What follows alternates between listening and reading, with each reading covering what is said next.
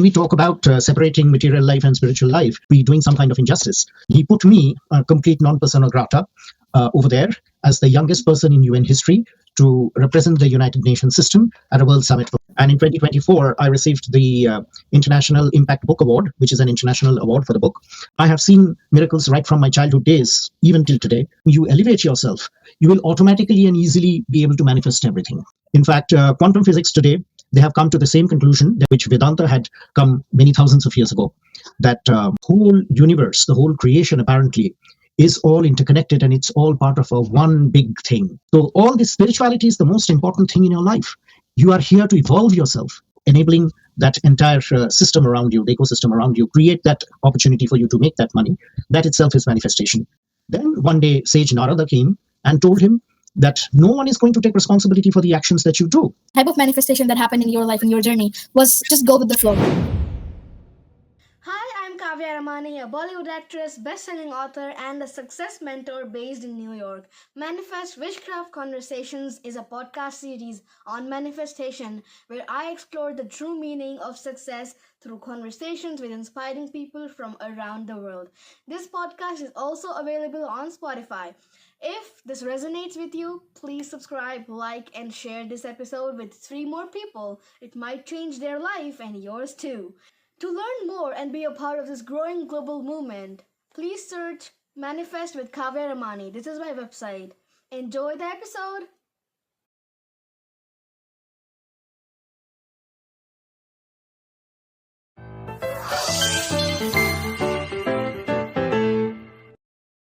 Welcome to Manifest WishCraft Conversations. Today's guest is someone whose life has been dedicated to elevating human consciousness.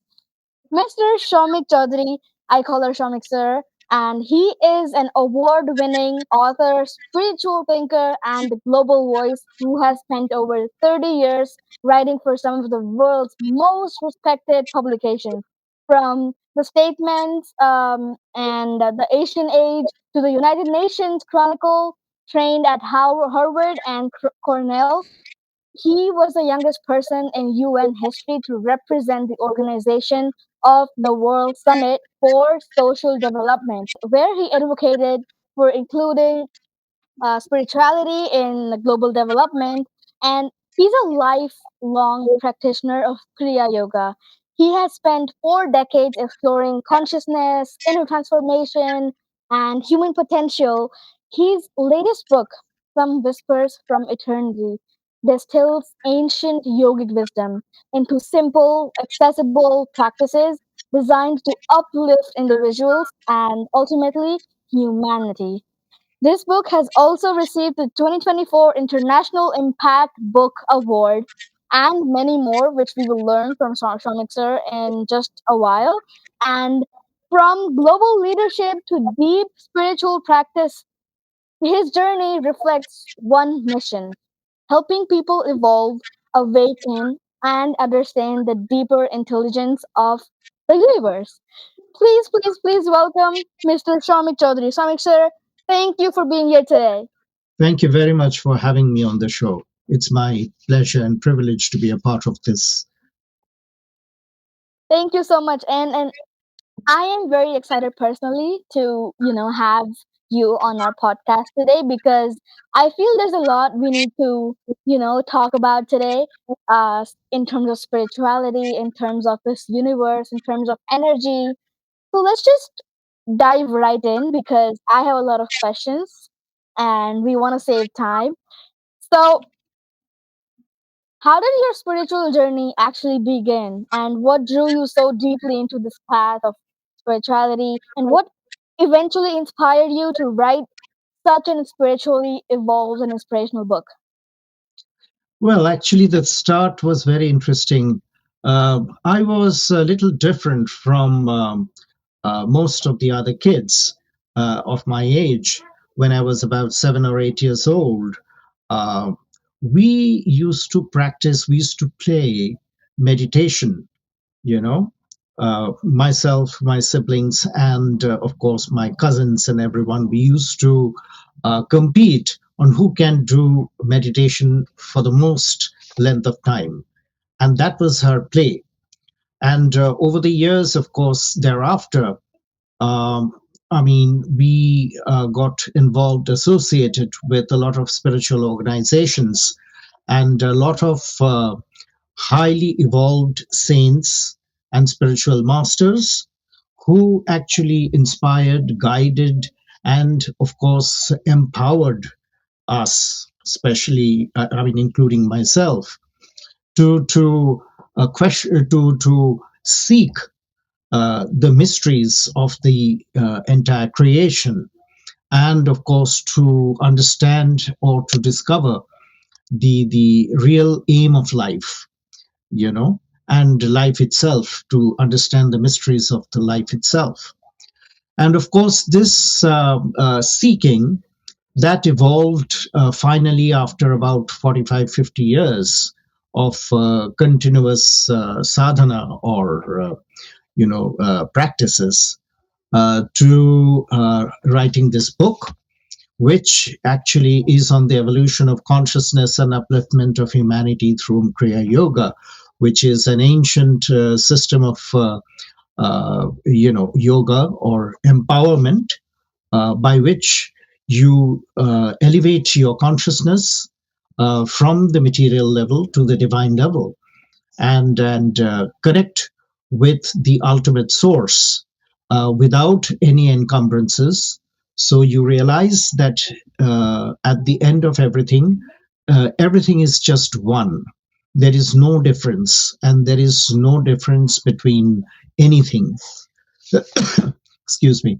In fact, quantum physics today, they have come to the same conclusion. They're coming to the same conclusion which Vedanta had come many thousands of years ago, that the whole universe, the whole creation apparently is all interconnected, and it's all part of a one big thing.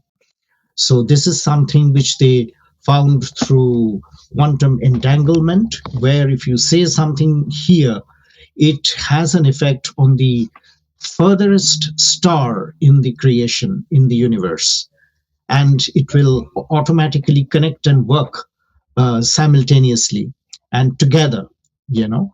So that is something was the starting of their inquiry into the into creation itself and the mysteries of the universe itself. And they are coming to the conclusion that the entire creation is actually one. It is all interconnected. We are all interconnected, and we are actually one, part of a whole huge system called creation or universe. Wow.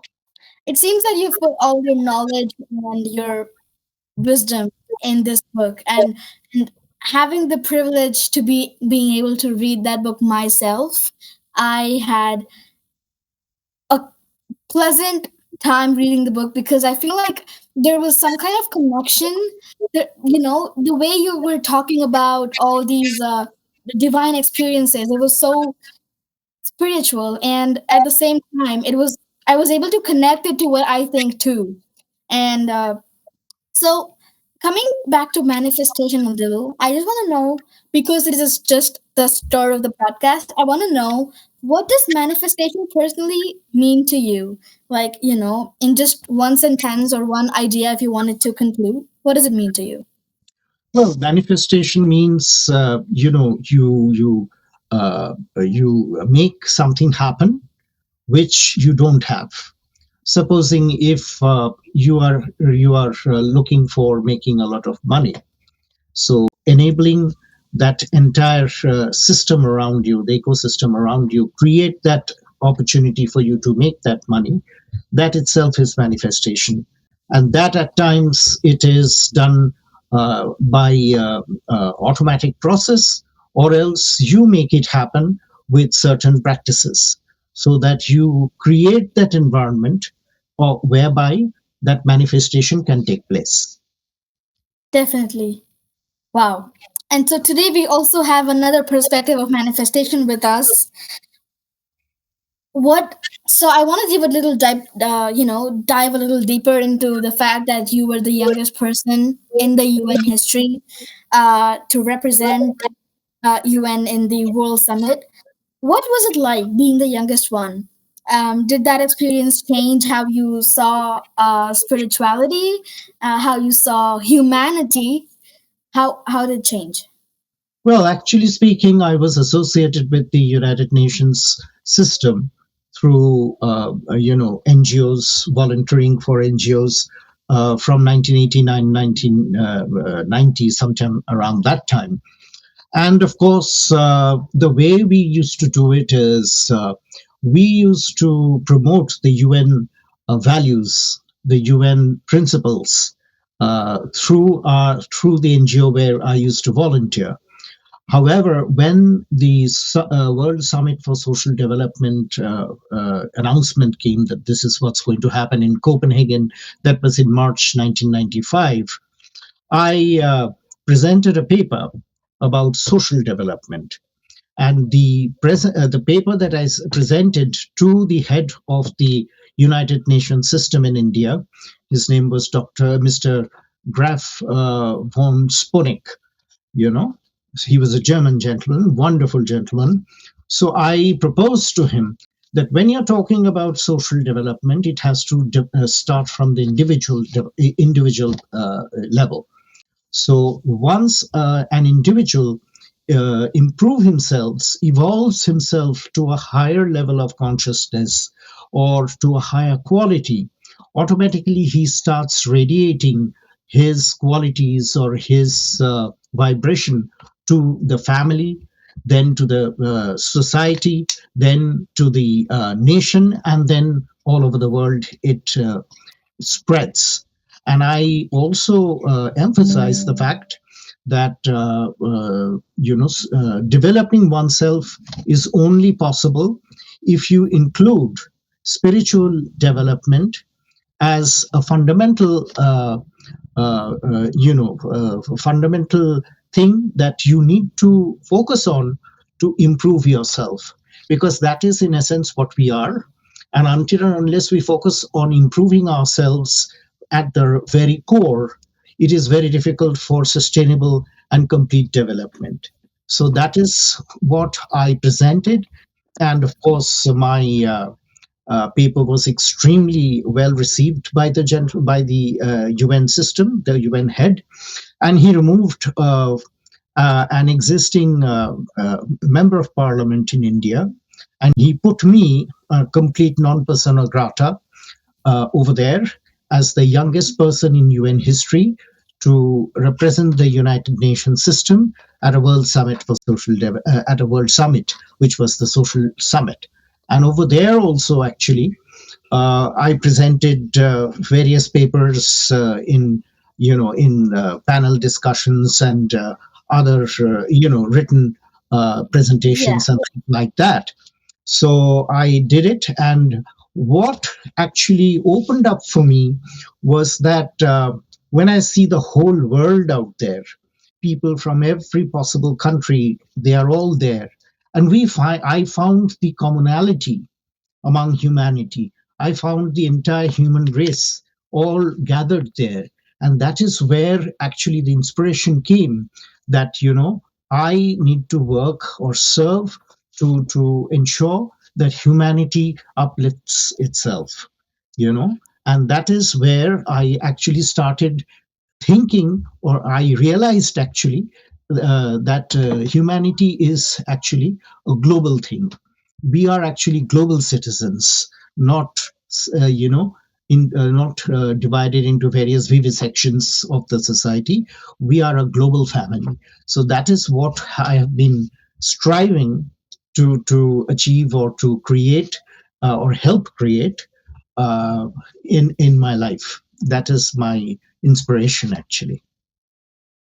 Wow. And I feel like you had a big aim and you had this goal. I mean, I just wanted to ask you one little question before we move forward. Did you plan, or what did you know, or did you think that you would be able to, represent UN at the World Summit, or how, how was the mindset? Did you ever know that, oh, I would want to go there, or was it just go with the flow? Well, actually speaking, at that time, I was in Calcutta, where I was born and brought up. And on 1st March, when they had this regional conference where I met Mr. Sponek, and I presented him with my paper about what I thought about the fundamentals of social development. At that time, I would have loved to go, but I didn't have the resources or anything to even dream of going. He said that I will, try my best to see that you go, because what you are presenting is something absolutely unique and something absolutely essential in social development when we talk about social development. 3rd March, or 3rd or 4th March, I think, he sent a confirmation to me that we are sponsoring you to go to Copenhagen as our representative. And I still have the letter. I probably represented UNDP, the UN agency, and represented them over there at the World Summit. And he removed. It was a team of about 12 or 13, delegates from India. Kiran Bedi, the famous author, Kiran Bedi, she was one of them, and various other very, very eminent personalities were there. I was the only person, a regular guy. And he put me in over there, removed the MP, and placed me over there and sponsored me, and sent me to Copenhagen. I think no, first, no, sorry, I'm mistaken. 3rd March, the program started, the summit started till 12th, I think. And 1st March, I got a confirmation that I am supposed to go. So within 1 or 2 days, I had to prepare everything, fly to Delhi, get my passport and all those things stamped and everything by the consulate. I mean, of course, the UN, they Yeah. did everything. Take all the sponsorship papers and everything and go with the team to Copenhagen. So that was what it is. But it really opened up a completely different window in my mind after the interaction with the global community. Wow. And then you had this big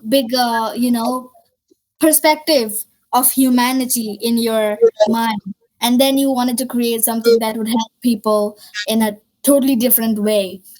And so after decades in media training, learning at Harvard and Cornell, and spiritual practices, you have done a lot. And so, what helps you, or how do you keep your material life and the divine life different? What is the, you know, Well, actually speaking, I mean, when we talk about separating material life and spiritual life, I think we would be doing some kind of injustice, because actually both of them, go hand in hand. Actually, they merge into one. The reason being, when we are talking about material life, we are talking about our duties, responsibilities, and what we need to do for the society. And over there in Bhagavad Gita, Krishna says that you have to do karma, nishkam karma, which means that whatever you do, whatever responsibilities, whatever you do in your material life, you offer it as an offering to God. So you are constantly in a spiritual mode of in your mind. You are spiritual, but at the same time you are doing your best to do in material life. So everything vibrates in your material life also with the vibration of your spiritual life. could you tell us any incident or any moment where you felt manifestation took place? I mean, of course, at that time, maybe you knew about it or maybe you did not know about it. But knowingly and unknowingly, do you think now when you look back at it that you manifested some incident and then it happened? Well, honestly, I wouldn't say that I manifested it. I would say that, I have tried to keep tremendous faith and surrender to God, the higher power. And I have seen miracles right from my childhood days, even till today, at every step. Unbelievable things which people would not even consider happening. Those things have happened. And in fact, my next book would be an autobiography. of my life.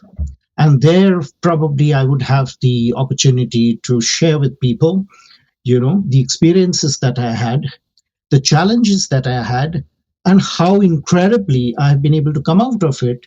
And I received everything that I needed as and when it was necessary.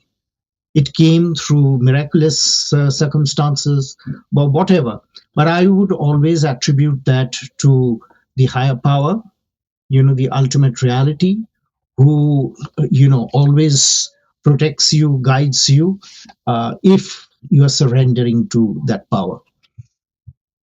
Yes, definitely. And so in this journey of yours, I feel like this the type of manifestation that happened in your life, in your journey, was just go with the flow. And you said the word surrender. And so you surrendered to the universe, you surrendered to the miraculous power, and you let it take you where you were supposed to be. And this is just miraculous because I feel I feel so happy and divine today being the one, being the one to have a conversation with you because there's a lot I want to know. So let's just skip to the next question. How do you define spirituality? How do you define being spiritual in terms of manifestation? Well, being spiritual means that, you are going beyond the material level existence, and going deep inside yourself to find out your real identity. You know, you want to find out who you are. The main question which rishis and maharishis used to ask us, who am I? You know, so realizing that is that process is called spirituality. That means you're the science of the spirit and of the spiritual world. So how do spirituality and uh, manifestation, how do these both things go hand in hand? Well, manifestation, actually, you see, if you're asking for something very, very unique, something very special, you see, everything has a vibration of its own, you know, be it, manifesting wealth or X, Y, Z, whatever, whatever, you know, everything has a vibration of its own. And you also have a vibration. So the thing is that with spiritual practices, when you elevate your vibration to the vibration of that manifestation item that you're looking for, then there is, of course, there is integration of both, and then you are able to manifest what you're looking for. Definitely. And so now that you have mentioned it, I would like to just add one thing to that. Uh, in this, I guess I've mentioned this before in my previous podcasts, but this book by David Hawkins, Power versus Force. This book says that there's a map of consciousness where it mentions that enlightenment has the most highest and most intense vibration frequency, which is of more than 700 hertz. And it mentions that enlightenment is a phase where manifestation occurs and, amplifies the most. And so you just mentioned that enlightenment phase could be achieved, could be attained when you are deeply into spirituality and you go above the materialistic world. Yes, definitely. And I love the way you put it. So Uh, do you think that manifestation is something that starts with belief, or it has to be something to do with consciousness? well, actually speaking, manifestation, if you are looking to manifest something, the main thing is that belief that yes, it will happen, but the thing is you have to work hard for it. So the thing is that manifestation of a certain thing that you're looking for, to do attain that, you have to raise your vibration to that level, because then only there will be some kind of connection, and then manifestation will happen automatically. So that is something which you need to do, you see. So of course, without spirituality, nothing is sustainable, because spirituality is the only thing which will raise your consciousness and keep it steady, It will not fluctuate. Today you are high, today next day you're low. That won't happen. It will be steady. And once you're steady, so if you are at a certain vibration all the time, or for most of the time, you are able to connect to that manifestation, the vibration of the manifestation, and then you connect with it. And then automatically it downloads into your life. Yes. And so many times people ask me, or there's this demand of this very demanding question, which is, nothing is happening when you manifest. I mean, it is not working. What do you think, in your opinion, what is blocking people from manifesting what they want? Is it ego, or faith, no, lack of faith, or is it I don't know, what is it? Well, to manifest something, you have to work hard for it.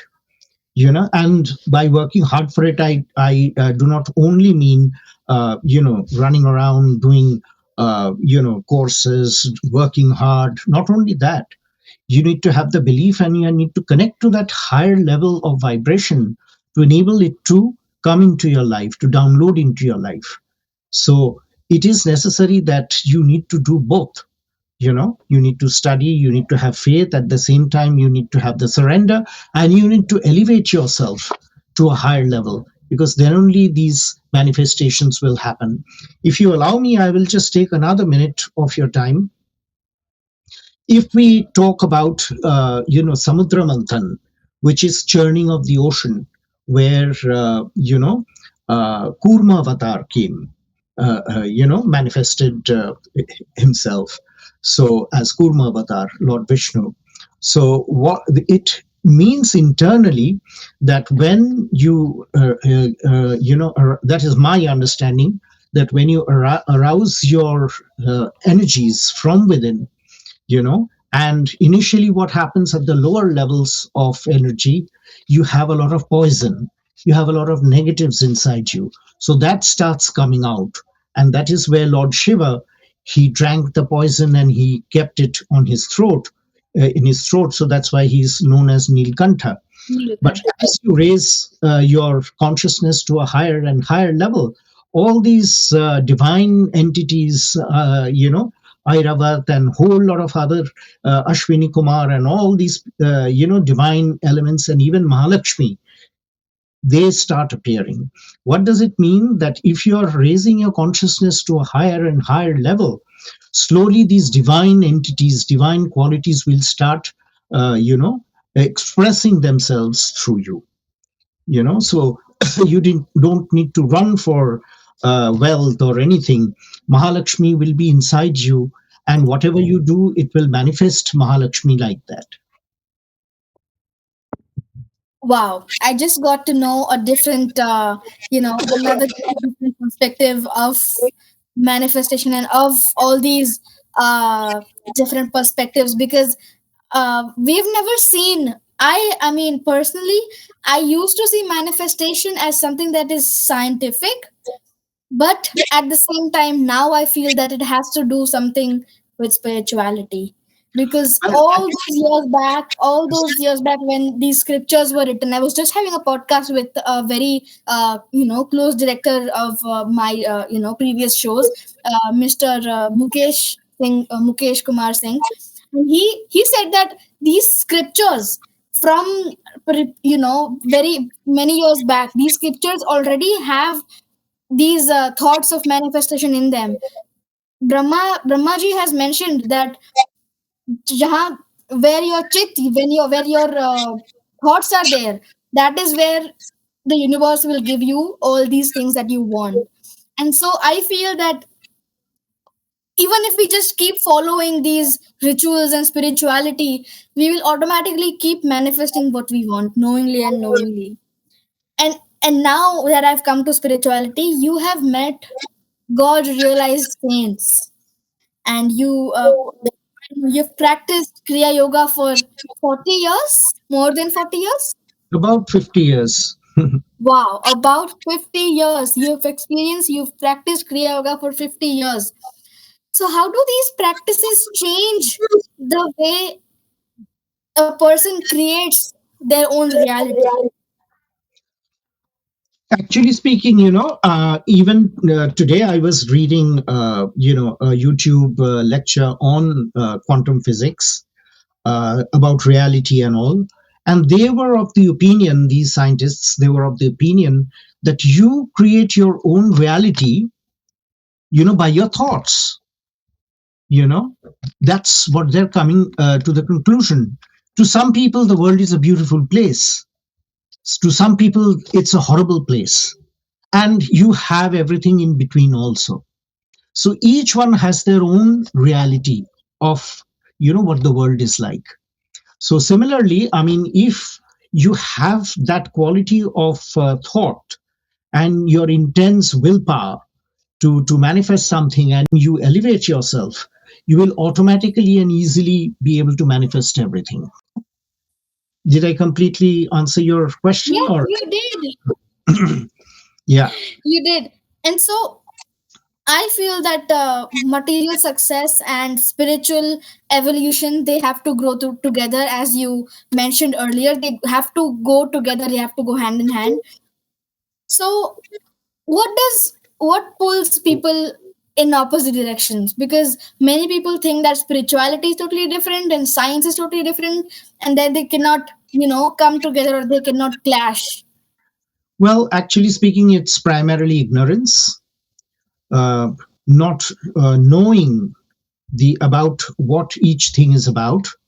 Spirituality is actually the universe. If we are talking in terms of mathematics, it's the universe, and material world is just a subset. It's a small subset. In fact, if you read cosmology, you will know that this material world, universe that we see, it's about 10% or 15% of the entire creation. So 90%, 85 to 90% of the rest, we don't even know, be it black matter or whatever, dark energy or whatever they call it. But bottom line is that we see only a very small, amount of things that are there in the universe. So if we are saying science and spirituality are different, then I think we are making a mistake. Science is just at the kindergarten stage of spirituality, which is actually the PhD or even postdoctoral level of understanding. And actually speaking, spirituality talks about the internal systems that you have, the energies that you have, the consciousness that you have. Because you see, what everyone is confirming, which of course Vedanta and all these our scriptures have propounded thousands of years ago, that at the bottom level, at the fundamental level, we are all energy. Nothing is solid. Everything is energy. And beyond energy, there is something which is the quiet observer, which is consciousness. And it is from consciousness that this entire material world and everything has come about, you know. And that is this entire concept of consciousness has been presented or described very, very beautifully in Bhagavatam, Srimad Bhagavatam. It says that Lord Vishnu, when he was sleeping in his Ananta Sayana, he dreamt of this creation. So when he's talking, they're talking about dreaming, automatically consciousness arises from there because you are in your subconscious or conscious or whatever state. So here the consciousness has been presented in a beautiful way.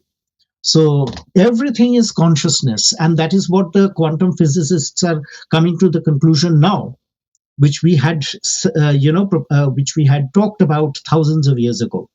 So actually speaking, the rishis, maharishis, how is it that they know about the entire mystery of creation and everything thousands of years ago when they didn't have any other equipment, so-called material equipment? Because they raised their consciousness to the highest level. And when they raised their consciousness to the highest level, the cocoon which was surrounding them, which was limiting them, their understanding and their realization that they are not part of the whole, when that got removed through their sadhana, And by raising their consciousness, they became one with the world, one with the universal consciousness or with the ultimate reality. It's like the drop of water falls into the ocean and becomes one with the ocean. There is no difference. So when it becomes one with the ocean, it realizes the entire, mystery of all creation of everything, you know, and that is how they realized things which we cannot even imagine even now, you know.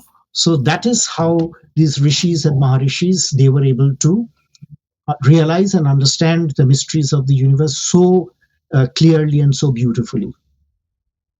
And so now that you're talking about all these, you know, interesting things, I want to know a little bit more so that our audience also knows about the book. I want you to describe or elaborate on your book a little more because, at the end, we want people to read your book because it is really, really amazing. I want people to read the book. So please elaborate on it. Sure.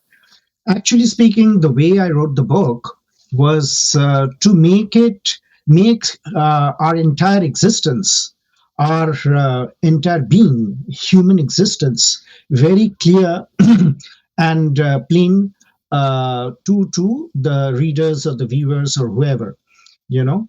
So that is why I went step by step, talking about the various koshas, then the various chakras, then the various processes of realization as we go way up through the by raising our energies, kundalini energy to the highest level, what we see, what is there beyond that, and how ultimately we merge with the ultimate reality. Everything becomes one, and like Lord Krishna has said in the Bhagavad Gita, uh, I'm in everything. Everything is in me, but I'm even beyond that. I'm much, much more than that.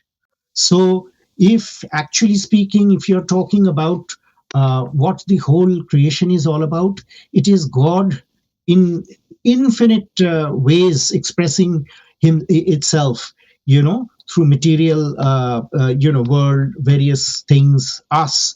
We are projected. We are projections of that ultimate reality. That is how the entire universe is all about.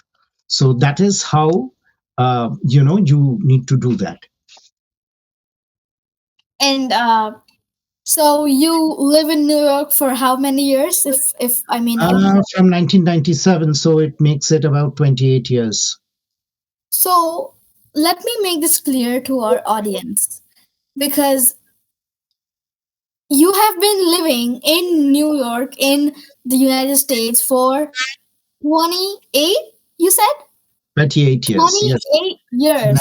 97. And still you are so connected, so deeply rooted to the Indian culture, to the Indian spirituality, and you're still so rooted in these spiritual ideas. It is so phenomenal to know that a person who is living in a different, totally different world for so many years has still managed to be rooted in their original ideas. Well, actually speaking, you see, of course, it's a great blessing and a great, God has been very kind.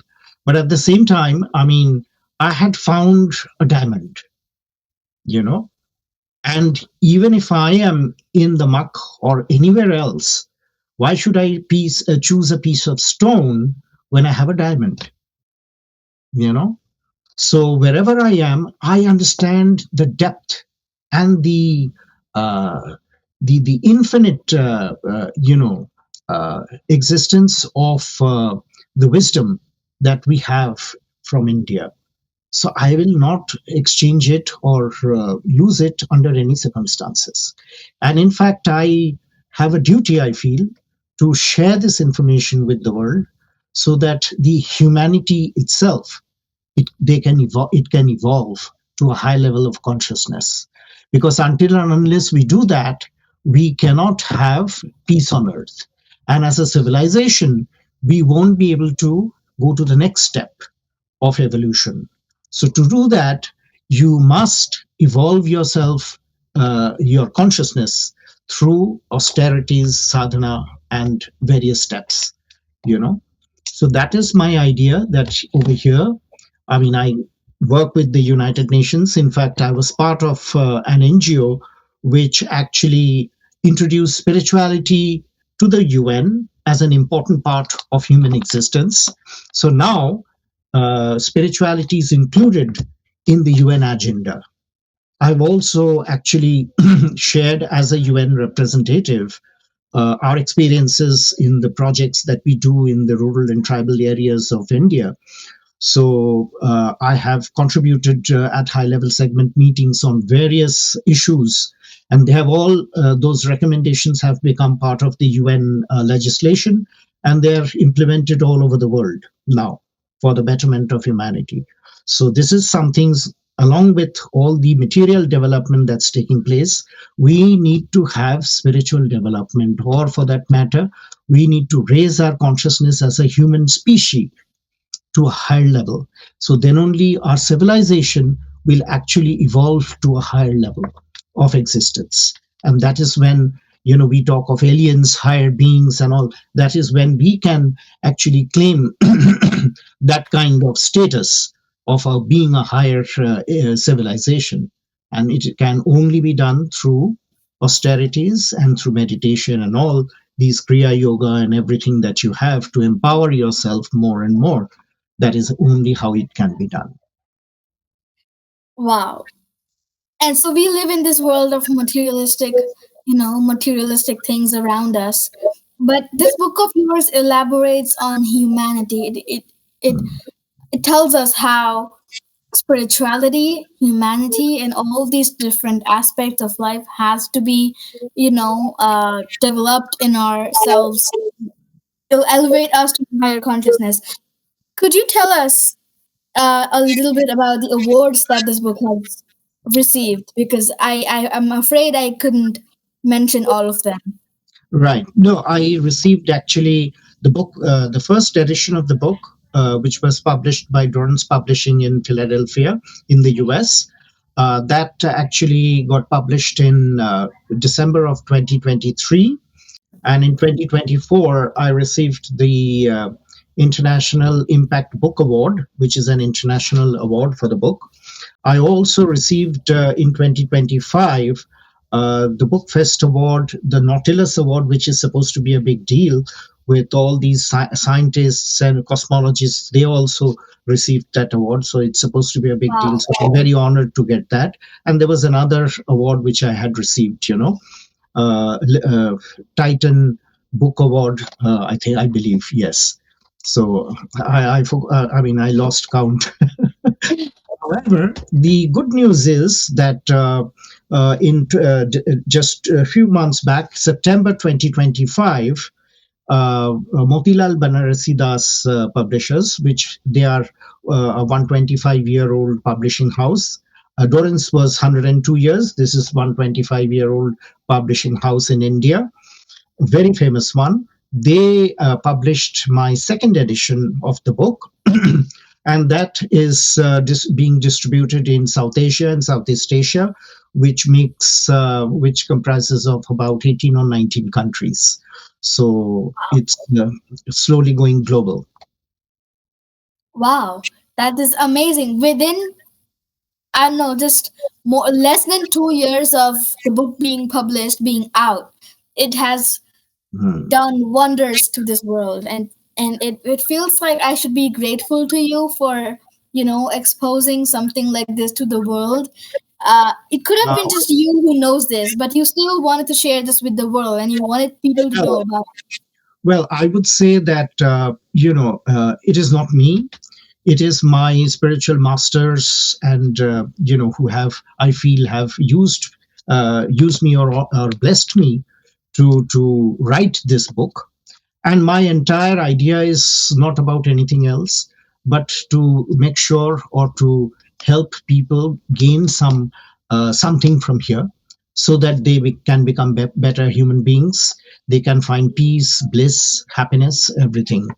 Because what happens is when you elevate yourself to a higher level, the divine qualities like love, fearlessness, then compassion, and all these which is described in the chapter 16 of Bhagavad Gita, Yes. all these divine qualities start coming out of you because everything is within you. It starts emerging.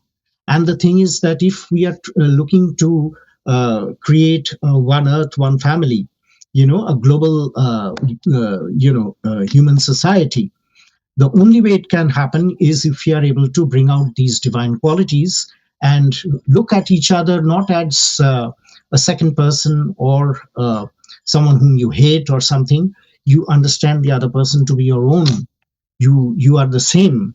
There is no difference. So that kind of relationship, that kind of love, compassion, all these things will start happening from within you once you elevate yourself to that level. And so, before we head towards the fast five round, the rapid fire round, towards the end of the podcast, I'd like to ask you one last question. Uh, could you recommend one practice a person, an individual, should do in order to go towards the path of spirituality? The easiest way, I'll give you an example. Sage Valmiki, who wrote the Ramayana, he was a dacoit in his earlier life, Ratnakar. And he used to rob people, kill people, do every kind of, wrong thing that you can envisage. Then one day, Sage Narada came and told him that no one is going to take responsibility for the actions that you do. So he said that, okay, my wife will take, my children will do take because my parents will take because I'm bringing them food and everything, clothing and everything through my work. So they said, okay. Narada said, go and ask them. He said, no, this is not our responsibility. Your responsibility is to take care of us, feed us, whatever. We are not taking share of your bad karma. So that is when he transformed. He said that, what have I been doing for my whole life? So Narada said that the easiest way in which you can start transforming yourself from Ratnakar to ultimately he became Sage Valmiki is by chanting the Lord's holy name. Why is it so? Because each of these names, they have a certain vibration, and these vibrations are very, very powerful, sacred, and it really transforms you from within. Your entire system side starts vibrating in a higher vibration if you go on chanting. So at that time he couldn't recite Rama, so Sage Narada said, say Mara. So he went on, chanting Mara, Mara, Mara, Mara, Mara, Mara. After some time, the chanting became transformed into Rama, and that is how he elevated himself. You see, that is the basic. Of course, there are other things, meditation, trying to do meditation, but the easiest way to do it is chanting God's name, because God's name has a separate, sacred, divine, and immensely potent vibration, which vibrates, or rather,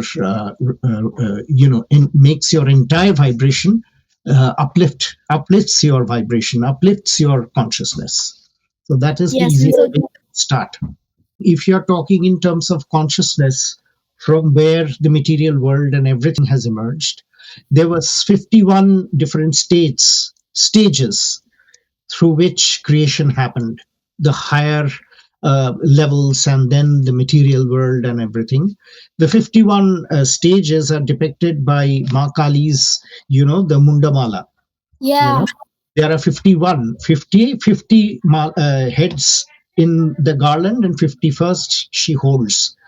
These are various this thing these are various quantum jumps, that's what they say, like this jumps. And of course, the first sound that happened, which actually I represents the entire universe, is home. Yes, and chanting is something that, as you said, it gives it, generates a different kind of strong vibrations that helps us uplift ourselves. And I feel like that is the most easiest way you could attain the spiritual consciousness, because the least you could do is do it physically and then go towards doing it even mentally also, because it is hard to do it mentally, but obviously doing it physically first and then going mentally is easier. Actually, it's a process. What happens is if you continuously do your sadhana, meditation, chanting, and everything, you're always, meditation actually is a tool, you know, it is a tool by which you become meditative. And when you become meditative, you are in that higher level of consciousness all the time. And you automatically start chanting. If you go on chanting the sacred name or whatever mantra, whatever you receive from your spiritual master or whatever, if you go on chanting, it will automatically chant within you, throughout the day. You may be doing any kind of work, your office work or studies or whatever, but at the same time your consciousness will remain at a higher level, and you chant from within. You go on chanting that. That is, of course, happens much later, but the best way to start is chanting the name. I'm very happy that India new thing has started. I'm not sure if you're aware of it. Bhajan clubbing. That means instead of going to discotheques and other parties and everything, youngsters, they are going into a club where they sing bhajans, and they are dancing and singing very decently, of course, but they are dancing, singing, and chanting God's name. So I think there has been a seismic shift that has come into Indian youth now. Yes, and that you kind of answered my next question, which just arose into me. I wanted to ask you. So this chanting you mentioned, for people who are watching, I would like to ask that, is this just for people who are older? Because usually people who are older do this, but is it for just them, or is it also for the youth, the teenagers? Well, to such a question, I would counter ask them that supposing if you want to learn, say physics, when do you start? Right at the beginning, when you are young. Your studies, ABCD, everything, you start right when you're young. Then only, later in life, you become an expert in that. So if you start something, in your, in your golden years, you won't be able to learn something, till death takes you, or when death overtakes you. So all this spirituality is the most important thing in your life. You are here to evolve yourself to a higher level of existence. This is something which should start not only, from the younger age. Our shastras say that it should start when you are in your mother's womb. The mother should start thinking about these higher things and good things when she carries you in her womb. So it is that important. It has to start right from the word go. Yes, and so that is where I feel Garbha Sanskar comes into the picture, and I know about this because my mom is the one who who trains people, who trains women for Garbha Sanskar, and so it is the most divine thing to do, because starting right at the very beginning, at zero, to start developing these spiritual uh, divine characteristics in the child, in the offspring, is really really important, because as you said, learning physics is something that is essential for life, to live in this world of physics. And so the same way, it is essential to learn spirituality as well, because it is something that is really really basic and essential to survive and to hang on to in life. One last thing, physics is not essential, but spiritual evolution of your consciousness is more essential. That is why you are Definitely. here. That is the most important thing in your life. Definitely. Definitely. I agree with that. And so now that we have a lot of knowledge, let's move towards the fast five, the rapid fire round. I'll ask you, five questions, and you'll have to answer in one word, one sentence, or a short idea. So, one spiritual practice for manifestation that you recommend. Um, I would say, chanting God's name and meditation. Okay. Hard work or energetic alignment? Which moves first? Energetic alignment. Definitely. What is one thing the universe always rewards in your experience? Uh, I think it rewards gratitude. Yes. What's one mistake people don't realize blocks their manifestation? Oh, I see. Well, actually, when they become, too egoistic, and when they do not, try to change themselves by uplifting themselves, they feel that they can do what they're doing, and things will just fall, you know, like the apple from a tree. That doesn't happen. You have to put in that effort.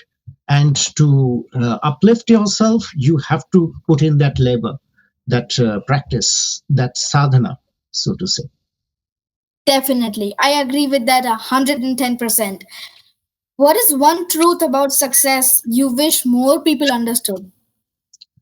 Well, actually speaking, you see, success. I think the one thing about success that people should know is the fact that you are successful when you're able to contribute to the welfare of humanity in any small way.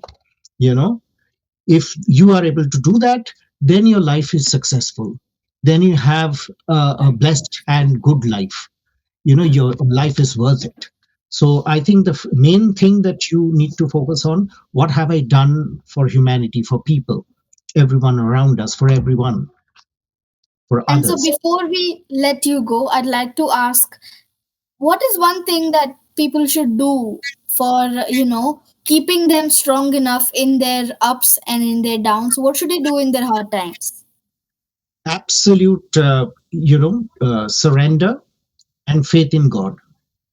When you are surrendering to the ultimate reality, who has created this enormous, perfect creation, when you're surrendering to that, that ultimate reality, don't you think your problems can be solved easily? And that is something which is actually a real, that is a real experience in my life also, and of course in so many other people's lives. Yes. When you have faith, when you have surrender, and when you have gratitude, I think everything will fall in place. Yes. And so what I have learned today is very, very powerful. And before, again, I'd like to ask you a couple of more questions. Uh, before we let you go, I'd like to ask you to give some tips. If someone is listening today and wants to start moving towards the real success, but they feel very overwhelmed, what is one simple powerful step that you would recommend they take right now after this podcast? Well, actually, if someone wants to climb Mount Everest, you know say that is what he wants to do, what would he be thinking? What is the first small step that I'm going to take? And then the next, and then the next. So if you have something which you want to manifest, you start, working towards it through your sadhana, through other efforts, everything in small steps, small achievable steps. And you will see at the end of a certain period of time, you have reached the top of Mount Everest. And yes, you said this thing, and it brought up something in my mind. I read somewhere that yes, in The Secret, the movie The Secret, I've watched, and I know, and I believe this fact that, take this example of a car. When you drive a car in the dark and you're just trusting the headlights in front of you to walk on, or to drive on the road, all you do is you trust the headlights and you trust the road. These two things you do, and you can reach your destination in no time. And so that is the exact thing you have to do in your real life. You have to trust the universe, which is, the road, and you have to trust the process, which is the headlights. That is true. I would probably use another word in place of trust: surrender. Trust is something where you're still holding on to something. You believe that yes, it can help, but at the same time, you're holding on to something. But when you talk of surrender, you're leaving and just surrendering yourself totally, 100% to that force, to that ultimate reality. And so now, before people used to, before people would like just say, I believe in something. So that would mean that they still have some hope, or, there is some possibility of it not happening. But then this word came called trust, which means that, okay, 100% this will happen, but is it still in the future? But then you say, I know something's going to happen and it will happen. That is more strong. And now you just introduced one more very positive and very strong word, to surrender. When you surrender, there is no chance something will go wrong, because you surrender because you know it will happen. And the call to action to that is surrendering to the universe. Conviction, surrender, these are some of the terms that I would probably use, which is which does not have any kind of limitation. Yes, there is literally no limitation to surrender, and to the word and to the energy of this word surrender. Thank you so much for being here today. I would like to ask you one question. I'm sorry, I'm asking a lot of questions, but this is just I love very. it. Go ahead. So I'll just like to ask you, after now that you've been on our podcast series and you know how this, the whole episodes go about, how do you think this would affect people's life if they implement on this? I think it will transform their lives, because I have myself experienced this transformation. If I try to remember what I was when I was 10, 11 years old and what I am now, I mean, there's a tremendous amount of transformation which I have achieved. I didn't achieve. It is, my the spiritual masters and my spiritual master and everyone through whose blessings and whose guidance I've tried to follow that path of sadhana, and that has helped me to transform myself internally. And also, I mean, it has some external manifestations, I'm sure, but internally it has transformed me uh, tremendously. I mean, there's a tremendous difference between what I was when I was 10, 11 years old and 50 years later, what I am now. I mean, there's tremendous amount of transformation, and it will happen. Yes, and this, I feel like this initiative that I have taken to, like, bring this to people, I feel like this series is about helping people manifest, to achieve real examples of people who have lived manifestation in their life. And in your case, obviously, it was surrendering to the universe. And so from today's journey, we have learned that giving and giving and giving is something that you have to do in order to attain this spiritual concept consciousness, in order to pursue this path of spirituality, because this is the only way you could contribute to the humanity, to the cause of uplifting humanity. And and spirituality is something that is must, it is something that is very, very essential and basic, that you have to, it is something that is very inbuilt. It has to be in you if you want to achieve, attain, and believe and get what you want. And so today's podcast was all about how spirituality contributes to the process of manifestation. Thank you so much for watching. Thank you so much for being on the podcast, Shomik sir. Thank you. Thank you. It was a pleasure having you. My pleasure and privilege to be a part of this. Wish you all the Thank best. you. Thank you.